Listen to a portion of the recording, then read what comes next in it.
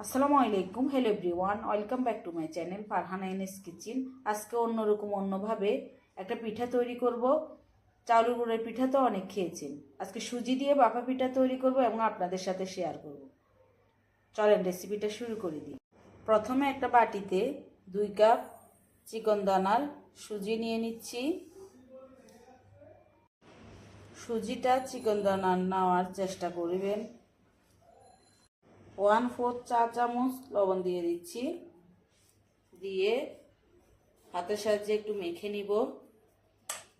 আধা কাপ কোরানো নারকেল নিয়েছি, 1 টুকরা গুড় নিয়েছি, গুড়টাকে পানি দিয়ে একটু লিকুইড করে নিব। গুড়টা 4 টেবিল স্পুন গরম পানি দিয়ে লিকুইড করে নিয়েছি। এখন আস্তে আস্তে মেখে নিব। গরম গরম থাকা অবস্থায় মেখে নিতে হবে।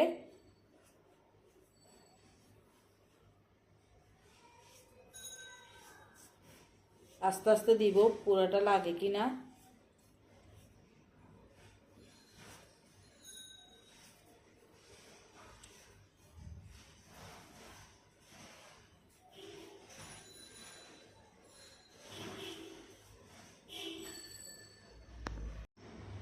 সম্পূর্ণ আমার লেগে গিয়েছে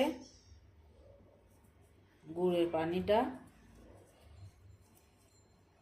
আস্তে আস্তে দিচ্ছি আর মেখে নিচ্ছি।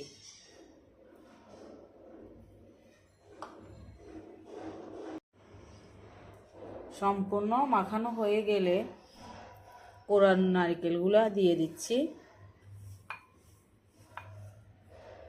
পিঠাতে বেশি করে নারকেল দিলে খেতে কিন্তু অনেক দারুণ লাগে, আর বাফা পিঠাতে তো নারকেল বেশি দিলে মজা। ভালো করে মেখে এক সাইডে রেস্টে রেখে দিব আধা ঘন্টার জন্য।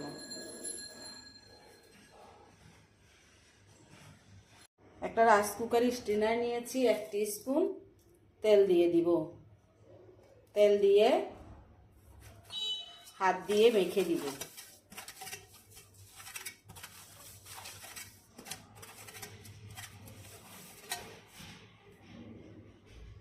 আধা ঘন্টা পর ফিরে আসলাম।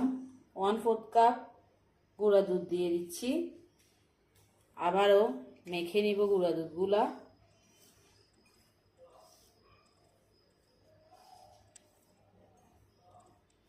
গুঁড়া দুধটা অবশ্যই দিবেন, তাহলে পিঠার টেস্টটা অনেক দারুণ আসবে।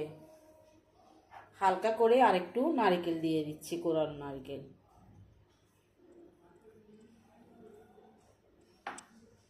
এখন এই 1/4 কাপ মেজারমেন্ট কাপ দিয়ে পিঠাগুলো আস্তে আস্তে তৈরি করে নিব।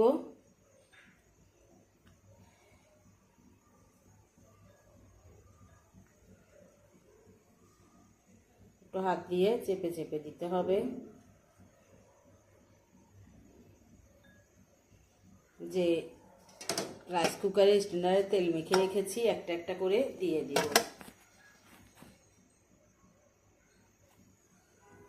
এইভাবে করে একটা একটা পিঠা দিয়ে দিব স্ট্যান্ডারের ভিতরে। এইভাবে করে সবগুলো পিঠা স্ট্যান্ডারে বসিয়ে দিয়েছি, এখন বাপে দিয়ে দিব। একটা পাতিলে পর্যাপ্ত পরিমাণে পানি দিয়ে বলক আসা পর্যন্ত অপেক্ষা করেছি। যে রাইস কুকারে পিঠাগুলো দিয়েছি এখন বাপে দিয়ে দিব। বাপে দিয়ে 20 মিনিট পর্যন্ত অপেক্ষা করব। ঢেকে দিব, ঢাকনা দিয়ে ঢেকে দিব। ঢাকনার ছিদ্রটাও বন্ধ করে দিয়েছি। 20 মিনিট পর পিঠাগুলো হয়ে গিয়েছে। একটা একটা উঠিয়ে নিব।